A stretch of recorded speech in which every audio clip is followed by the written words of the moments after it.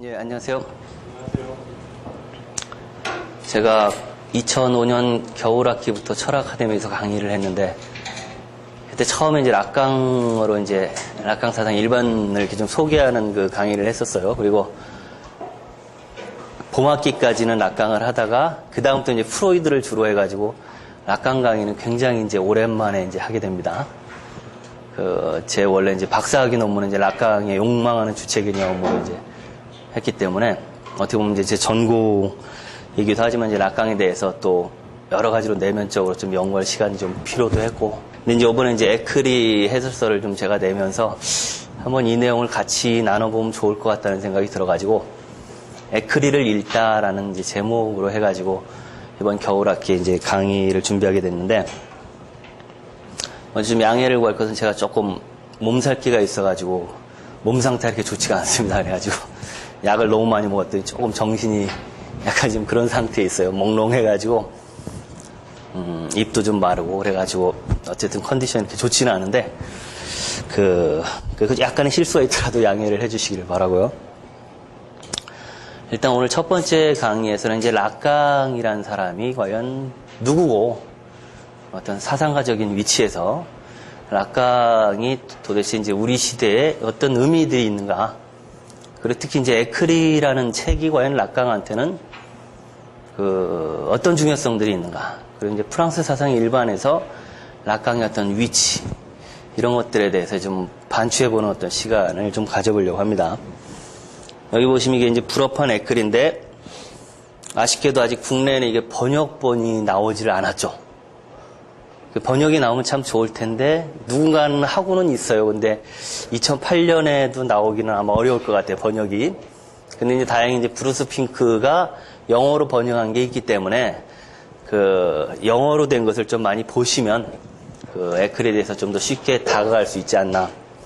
그래서 사실 어떻게 보면 번역본이 안 나온 상태에서 또 락강에 대해서는 여기저기 얘기가 굉장히 많이 되죠.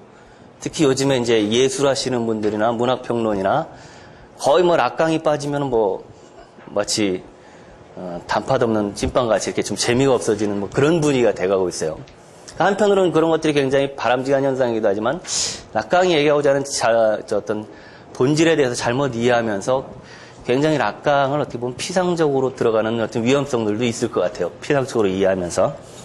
그래서 이제 이번에 좀 에크리 어떤 해설서를 제가 좀 준비하면서, 사실은 이게 전문적인 해설과 대중적인 해설에서 굉장히 제가 고민을 많이 했어요. 근데 이거는 이제 전문가적인 해설이라기보다는 조금 일반 독자들을 대상으로 해서 이렇게 좀 쉽게 쓴다고 썼는데, 그럼에도 불구하고 이것을 읽어본 분들이 참 어렵다. 근데 제가 단언을 했거든요. 일단 프로이드의 기본 개념들을 이해하지 못하는 사람들은 이 책을 아무리 봐도 이해할 수가 없다. 락강 자신이 프로이드의 계승자로 자부를 하기 때문에 최소한 정신분석에 대한 기본적인 소양은 있어야지 뭐 락강을 이해하지, 정신분석에 대해서 전혀 지식이 없는 상태에서 락강을 접하면은 사실은 무슨 소리를 하는지, 그리고 왜 락강이 프로이드로 돌아가자 하면서 또 여러 가지로 프로이드에 대해서 수정을 가하는지, 이론적으로 이런 것들에 대해서 좀 이해하기가 힘듭니다. 그리고 이제 락강 자신이 이 책을 유일하게 썼습니다. 무슨 말이냐면, 락강이 이제 또 하나의 저자인 세미나가 전 27권으로 나오고 있는데, 세미나는 락강이 쓴 게 아니고 말 그대로 이렇게 구두 강연을 녹음을 해서 지금도 이렇게 편찬 중에 있습니다. 다 나오지도 않았고. 반대로 이제 락강이 직접 쓴 책은 이게 유일한 거죠. 그러다 보면 이 에크리라는 것이 세미나와는 좀 다른 위치를 가지게 됩니다. 이 에크리라는 제목 자체가 이제 글 모음집이라는 뜻인데, 이게 1966년에 이제 프랑스의 스웨이 출판사에서 출판이 됐습니다. 근데 이 책 제목만 보면 글 모음집이니까, 그리고 실제로 락강이 1936년에 거울 단계에 대해서 이제 발표를 하고, 49년에 거울 단계에 대해서 다시 한번 쥐리히에서 발표를 하게 됩니다. 왜냐하면 36년에 거울 단계에 대해서 발표를 하다가 당시 이제 국제정신분석연합의 의장이었던 어니스트 존스에서 발표가 중단이 됐어요. 시간 초과로. 락강이 굉장히 자존심이 강한 사람이기 때문에 발표가 중단되니까 화가 나가지고 발표문도 내지 않고 그냥 가서 독일에 가서 이제 올림픽에 참가를 하고, 발표문이 이게 분실이 됩니다. 그 분실된 걸 1949년에 다시 발표를 했죠. 그러니까 다시 쓴 거죠. 그렇기 때문에 어떤 1949년도부터 여기저기 소논문 형성대로 많이 쓰기는 했습니다. 그리고 이제 그것을 모아서 낸 책이 에크리이기 때문에 그럼 뭐 그때까지 락강이 낸 발표문들을 다 모아놓은 책이 아니겠는가. 이렇게 생각을 하기가 쉽죠. 근데 에크리는 사실 그런 책은 아닙니다. 그러니까 락강 자신이 일단 글에 대해서 거의 좀 부정적 의미들을 많이 갖고 있었어요. 글 자체를 이제 하나 이제 말장난을 하는데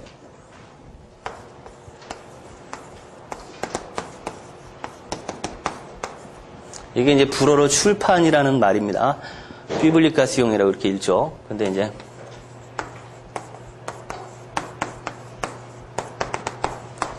뿌벨이라고 그러면 쓰레기통이란 뜻입니다. 뿌벨리자시옹이라고 이렇게 말장난을 쳐. 출판하는 것은 뭐 쓰레기통으로 들어가는 걸 만들어내는 것이다. 이 말은 무슨 말이냐면 사람의 글은 얼마든지 사람을 속일 수가 있다. 그래서 사실 정확한 진리의 어떤 현현은 글보다는 말에 있다라는 게 락강의 생각입니다. 이건 이제 소크라테스를 연상시키죠. 소크라테스는 단 하나의 책도 남기지 않았으니까. 그럼 오늘날 우리가 소크라테스에서 알고 있는 것은 사실은 플라톤이 남긴 대화록들을 통해서 소크라테스가 이런 얘기를 했고 이러이러한 차원에서 소피스트들하고 논쟁을 했다. 이런 차원에서 이제 알게 됩니다.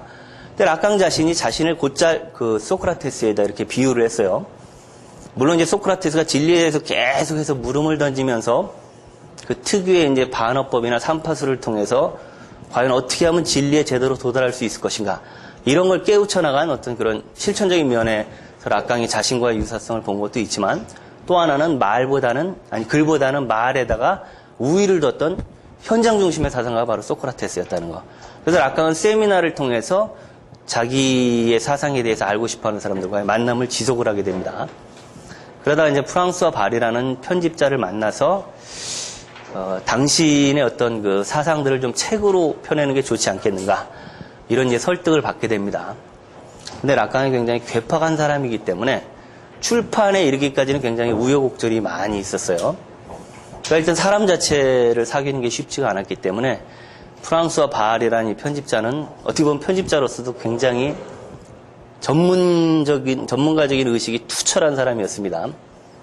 그 1년이 넘게 이제 락강의 세미나에 직접 참가를 하고 락강과 또 점심 식사를 자주 하면서 또 얘기를 하고 그래서 신뢰를 많이 얻었죠. 그리고 나서 이제 마침내 에크리라는 이 그 출판에 합의를 하게 되는데 이 에크리를 합의할 때 락강이 출판사에 대해 요구한 게 전권이었습니다. 앞으로 프랑스의 프로이드주의와 특히 락강 자신과 관련된 모든 출판물은 자신의 완벽한 동의와 전권을 보장해줘야 된다.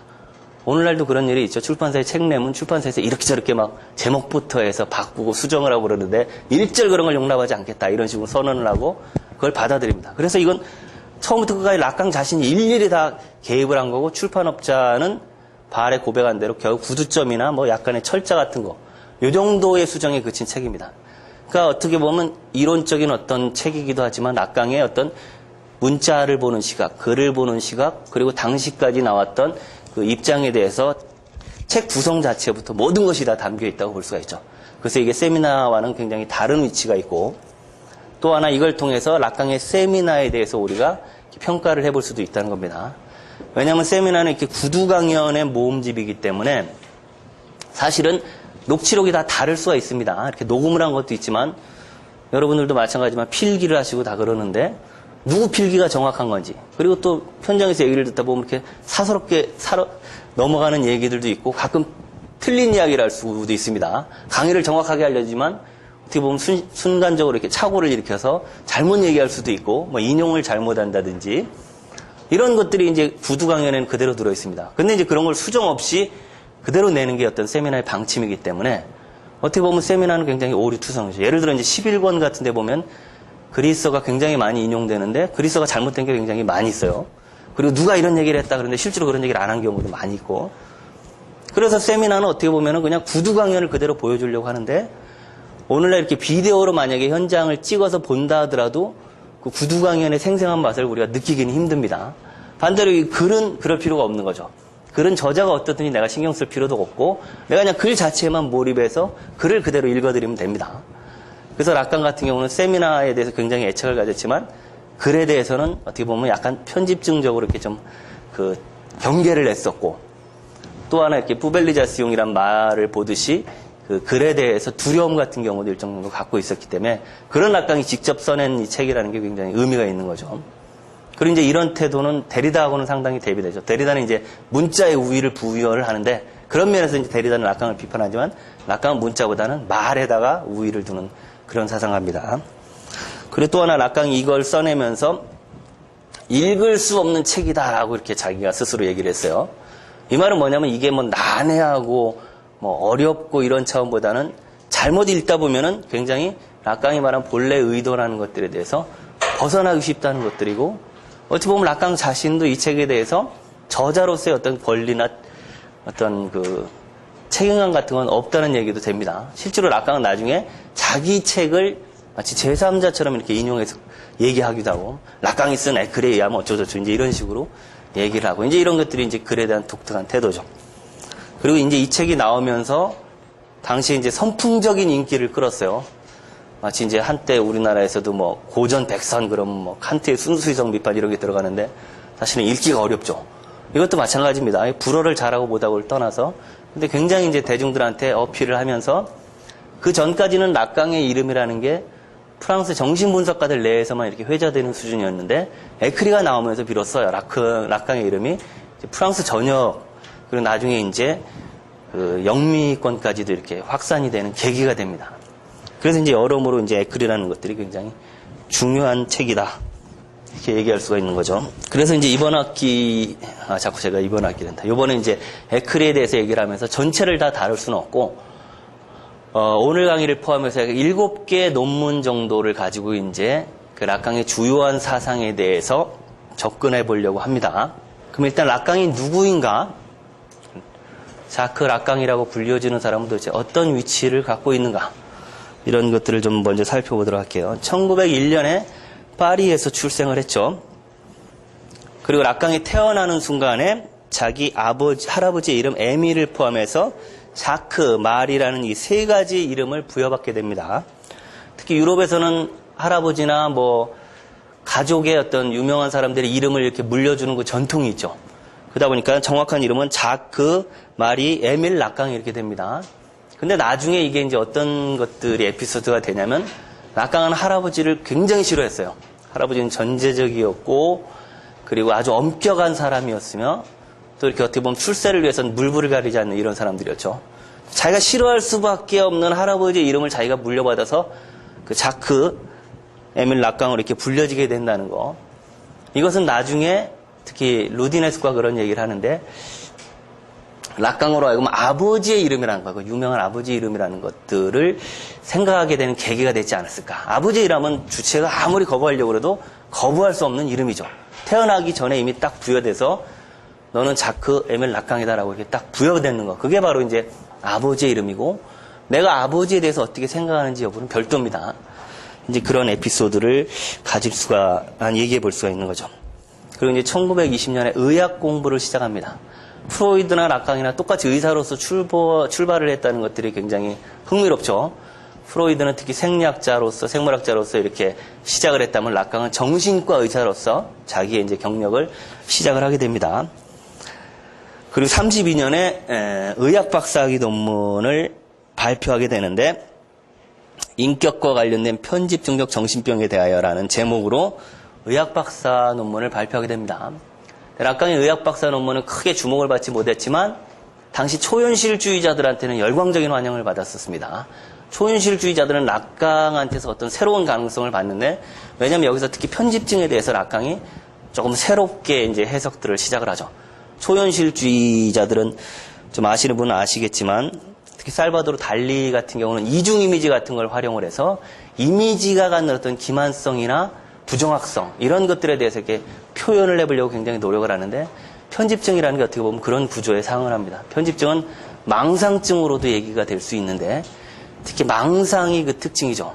과대망상 그리고 피해망상 그리고 어떤 특히 세욕적인 거 세욕증 망상 그리고 질투망상 그리고 동일시가 또 하나의 특징입니다. 이런 것들이 이제 편집증의 특징이기 때문에 초현실주의자들로 보면 굉장히 열광할 만한 소재가 있었죠. 그리고 이제 의학 박사 논문을 낼 당시까지는 아직은 정신분석에 대해서 락강이 이렇게 지식을 많이 갖고 있지 못합니다. 그러다가 이제 의학 박사 논문을 발표하던 때 르벤슈타인이라는 분석가를 통해서 분석을 받게 되죠. 우리나라는 이제 정신분석이라는 그 따로 직업이 없는데, 그 프랑스나 유럽 같은 경우는 정신과 의사는 물론 심리학자 그리고 정신분석가의 세 가지 직업군이 똑같이 그 정신적인 문제들에 대해서 상담도 하고 치료도 하고 그럽니다. 근데 이제 정신분석가가 되는 가장 확실한 길은 교육 분석을 받는 거죠. 근데 락강의 분석을 맡았던 레벤슈타인과는 락강의 사이가 그렇게 좋지가 못했어요. 그래서 레벤슈타인은 분석을 하면서 한사코 분석의 어떤 그 결과들을 인정해주지 않으려고 그랬고, 나중에 이제 제3자의 도움을 통해서 겨우 문제를 해결하게 되는데, 정신분석가로 인정을 받는 순간 락강이 일방적으로 이제 교육 분석을 중단해버립니다. 나 받을 거 받았으니까 당신하고 더 이상 이제 하지 않겠다.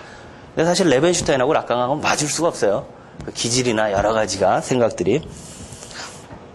그리고 이제 33년에 알렉산드로 코제부가 정신현상학에 대해서 세미나를 시작을 하는데 여기에 이제 참가하게 되죠. 알렉산드로 코제부의 세미나 강의는 락강만이 아니라 당시 이제 프랑스 지성계의 하나의 돌풍을 일으키게 되는데, 그때까지 망각하고 있었던 어떤 해결의 중요성에 대해서 다시 눈을 뜨게 만들어줍니다. 락강만이 아니라 이제 뭐 여러 사상가들이 이 세미나에 참석을 하게 되는데, 락강도 특히 여기에 고정적으로 참가를 하면서 아마 알렉산드로 코제부가 하는 어떤 구두 강연의 양식에도 많이 감명을 받았던 것 같아요. 나중에 이제 자기의 교육 스타일을 이제 세미나로 이렇게 굳히게 되는 것을 보여주니까요. 그 다음에 이제 1936년에 국제정신분석연합, 이거 지금도 현존하고 있는 조직입니다. IPA. 이 회의에 처음으로 참가를 해서 거울 단계에 대해서 보고를 발표하게 됩니다. 아까도 얘기했지만 보고는 중단이 되죠. 그런데 이제 이게 중요한 게 뭐냐면 락강이 에크리에서 내가 정신분석가로서 처음 경력을 시작하게 된 그 계기는 바로 1936년에 마리엔바트에서 거울 단계라는 논문에 대해서 발표한 것이다라고 자기의 시점을 36년으로 잡습니다. 의학박사 논문 시기가 아니라 32년의 그 시기가 아니라 36년을 락강은 자신의 어떤 출발점으로 잡게 되죠. 그리고 사실은 거울 단계라는 그 개념은 락강이 만들어낸 개념이 아니라 이미 당시에 특히 앙리 발롱이라는 어떤 심리학자가 아이의 어떤 발달 단계를 관찰을 하면서 아이가 어떻게 이미지에 대해서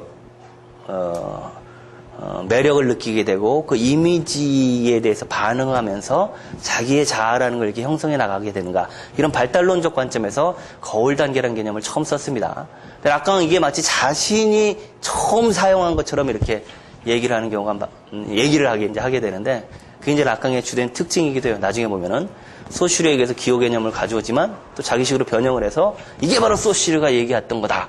원래 소슈르는 이런 의도를 갖고 있었다. 얘기를 하고, 그리고 또 로만 야콥슨에게서는 은유와 환유 개념을 가져와서 또 자기식으로 변형을 해서 또 이게 원래 그 사람들이 얘기하고자 했던 거다.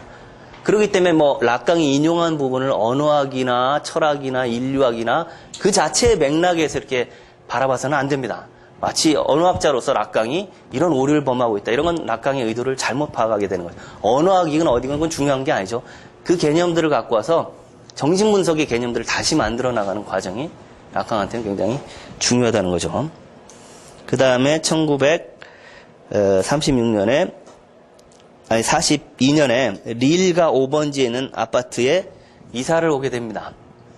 릴가 5번지는 그 파리에 이렇게 샌드강 쪽으로 가다 보면은 그 오르세 박물관이라고 있어요. 들어보셨죠? 그 바로 옆에 있습니다. 지금도 가면 자크 락강 여기서 환자들을 돌보고 이렇게 여기서 살았다라고 이렇게 동판이 붙어 있습니다. 혹시 나중에 파리를 여행하실 기회 있으면 한번, 안에는 못 들어가요. 가보면 좋고. 근데 이게 아파트가 특이한 공간입니다. 자기가 사는 아파트면서 동시에 환자들도 거기서 받을 수 있고 또 누구나 와서 책도 보면서 쉴 수도 있는 이런 어떤 다채로운 공간이 바로 릴가 5번지였어요. 이건 뭐냐면 사생활과 공생활이라는 것들이 구분이 없이 하나로 이루어질 수 있다는 락강의 어떤 자기 확신을 보여주는 거죠. 언뜻 보면은 이해가 안 가는데 저쪽 아파트에서 자고 부시시에서 일어나서 대충 씻고 이쪽에 나와서 환자들을 맡고 또 환자들 중에 필요한 사람은 자기 옆방에 와서 서재도 이제 굉장히 이렇게 고급스럽게 꾸며놨죠. 거기서 필요한 책도 보고 또 머물 수 있고. 이런 것들이 이제 새로운 어떤 락강의 시도였습니다. 왜냐하면 락강 이전까지는 정신분석이라는 어떤 독자적인 학문보다는 정신과 의사들이 정신분석의 이론을 많이 활용을 하였습니다. 무슨 말이냐면은 정신분석이라는 건 독자적인 학문이 아니라 정신과 의사들에 의해서 재평가돼야 되고 그것도 특히 프랑스적인 어떤 마인드로 개조가 돼야 된다. 왜냐하면 프로이드의 정신분석은 독일 것, 그 중에서도 특히 유태인의 학문이기 때문에 어떤 프랑스 우월주의적인 게 거기에 배어있죠. 그렇기 때문에 다시 한번 개조가 돼서 정신의학의 어떤 그 내용을 풍부하게 하는데 쓰일 수가 있지만 정신분석 자체가 뭐 독자적인 어떤 학문으로서 재평가되고 이런 건 아니다. 이런 게 이제 전반적으로 정신과 의사들의 생각이었는데 락강은 정신과 의사로 출발했지만 특이하게도 그런 생각과 이제 단절을 하게 되고 정신분석을 새롭게 구성을 해서 어떤 재정립하게 만드는데 일조를 하게 되죠. 그런 모든 지적, 이론적, 실천적 활동이 다 이 릴과 오번지에서 일어났습니다. 마치 이제 프로이드가 수요 세미나를 통해서 정신분석을 만들어 나간 것 같고 유사하죠, 과정이. 그리고 실제로 이제 51년부터 자기 아파트에서 세미나를 하게 되는데 51년, 52년에 있었던 세미나는 출판이 안 되고 53년부터 우리가 세미나의 시작으로 이게 간주하게 됩니다. 53년에 드디어 이제 락강은 SPP 회장에 선출이 되죠. 프랑스 정신분석학회. 취임해서 뭐 일을 하기도 전에 SPP가 이렇게 분열이 되기 시작을 합니다. 특히 다니엘 라가시와 락강이 나중에 주도적인 역할을 하게 되는데 그래서 SPP 내에서 새로운 조직인 프랑스 정신분석학회 SFP를 분리해서 나오게 되죠. 그래서 락강과 다니엘 라가시와 프랑스와 돌토가 주축이 돼서 새로운 단체를 만들게 되는데 이것 때문에 이제 SFP는 IPA로부터 인정을 받지 못하게 됩니다. 어쨌든 국제 조직의 인정을 받아야지 프랑스 지부처럼 활동을 할 수가 있는데 국제 조직에서 너희 조직을 우린 인정을 못 해주겠다. 이제 이렇게 나오니까 문제가 심각해지는 거죠. 근데 인정을 받지 못하는 주요한 원인 중에 하나가 바로 락강이 있었습니다. 락강이 해오는 어떤 여러 가지 임상 치료나 상담이 국제정신분석학회 관행에 어긋나는 게 굉장히 많았고 여러 차례 경고를 받았지만 락강은 그걸 포기하지 않았죠. 그게 어떻게 보면 이제 락강의 모습이기도 한데 그리고 이제 이해에 SFP가 만들어질 때 락강이 어떤 이제 이론적 지주 역할을 하게 되는데 그것을 보여주는 게 바로 이제 상징계, 상상계, 실제계라는 글을 발표를 하게 됩니다. 이건 나중에 이제 세미나로서 다시 나오게 되죠. 그리고 정신분석에서 말과 언어의 기능과 장이라는 것을 로마 총회, SFP의 로마 총회에서 이렇게 발표하게 되는데 정신분석에서 말과 언어의 기능과 장이라는 이 논문은 특히 에크리에서도 중요성이 큽니다. 왜냐면 여기서 이제 말하는 주체에 관한 학문이 바로 정신분석이다라는 걸 락강이 처음으로 선언을 했고 프로이드로 돌아가자라는 말을 이제 하게 됩니다. 이 말은 IPA로 대변되는 국제조직은 프로이드의 본질을 외면하고 있다, 혹은 왜곡시키고 있다라는 락강의 어떤 비판의식이 깔려 있는 거죠. 그리고 1955년에 이제 세미나, 도둑맞은 편지에 대한 세미나를 발표하고 쭉 넘어가셔서 63년에 락강은 SFP와 IPA에서 제명이 됩니다. SFP에 있었던 이제 조직원들의 상당수가 락강을 제명하는 대가로 자기의 조직이 인정을 받기를 원했던 거죠. 근데 락강은 이 다음부터 분열의 연속이에요. 왜냐하면 굉장히 제왕적인 사람이었고 또 자기 어떤 권위에 대해서 확신이 강했던 사람이기 때문에 나중에 가면 자기 제자들한테 배신을 계속 당하게 되죠. 프로이드와 락강이 상당히 리더십의 차이가 있어요. 프로이드는 굉장히 온화하면서도 이렇게 사람들을 띄워줘가지고 은은하게 자기의 후광을 드러내면서 이렇게 지도자로 추앙을 받는 형인데 락강은 한마디로 말하면 폭군 스타일입니다. 내가 이렇게 할 테니까 따라와라. 그리고 그렇게 따라오지 못하면 나가버려라. 이제 이런 식으로 하니까 그 조직에서 계속 분화가 있게 되는 것들이죠. 근데 이것을 락강의 어떤 성격이라기보다는 정신분석이 말하고자 하는 어떤 진리에 대한 락강 자신의 어떤 충실성이라고 우리는 또 이해할 수도 있습니다. 과연 포기할 수가 없는 거죠. 내가 진리라고 생각하는 거에 대해서는 그것이 어떠한 명분으로 다가오든지 간에 끝까지 고집을 해야 되고, 이제 이런 면이 어떻게 보면 락강의 어떤 조직 생활에서도 드러나지 않나, 이렇게 얘기할 수가 있죠. 그 다음에 64년에 아까도 했지만 프랑스와 발과 프로이드적 장이라는 시리즈, 1년의 시리즈를 출판하기로 계약을 맺게 되는 거고, 다시 SFP에서 그 파리 프로이드 학교 EFP라는 또 다른 조직이 만들어져서 나오게 되죠. 그리고 66년에 에크리가 출판이 되게 되고, 에크리의 출판은 굉장히 큰 사건으로 기록될 수 있습니다. 비로소 이제 락강이 대중적 명망, 그리고 이제 정신분석의 차기 지도자로서 어떤 자리매김되는 어떤 계기가 됐으니까요. 그 다음에 69년에 다시 그 ENS라는 건 파리 고등사범학교로 번역이 될 수 있는 말인데, 프랑스에서 지식인 행사를 하려면 반드시 ENS를 나와야 됩니다. 이 ENS에서 그 강의를 하다가, 그 다음에 학교장에 의해서 강의실이 이제 회수가 됩니다. 더 이상 우리 학교에서 세미나를 하지 마라. 이렇게 되면서 세미나 장소가 또 한 번 옮겨지게 되죠. 그 다음에 80년에는 EFP의 해체를 락강이 일방적으로 선언을 하게 됩니다. 사실은 EFP가 만들어질 당시에서도 아무도 거기에 개입을 못했습니다. 락강 스스로가 쉬쉬하면서 선언문 같은 걸 다 만들었고, 그리고 당일날 거의 음모적으로 딱 발표가 되면서 그 창립총회를 열고 이제 이런 식이었는데, 해체도 신문에 이제 우리 조직을 해체한다 이런 식으로 이제 발표를 하면서 해산이 되게 되죠. 그리고 이제 또 다른 조직인 프로이드 주의파가 설립됩니다. 그 다음에 1981년에 프로이드 주의파가 프로이드 주의학교로 이름을 바꾸게 되고, 락강이 그 파리 한 병원에서 이렇게 병으로 그리고 노안으로 사망을 하게 되죠. 이렇게 해서 1901년에 태어난 락강은 1981년에 그 죽게 됩니다. 그래서 일단 락강에 대해서 우리가 여러 얘기를 해볼 수 있지만, 정신분석가로서의 락강의 위치가 제일 중요하고, 근데 여기서 정신분석가로서 락강은 또 프로이드와는 다른 면모를 보이게 됩니다.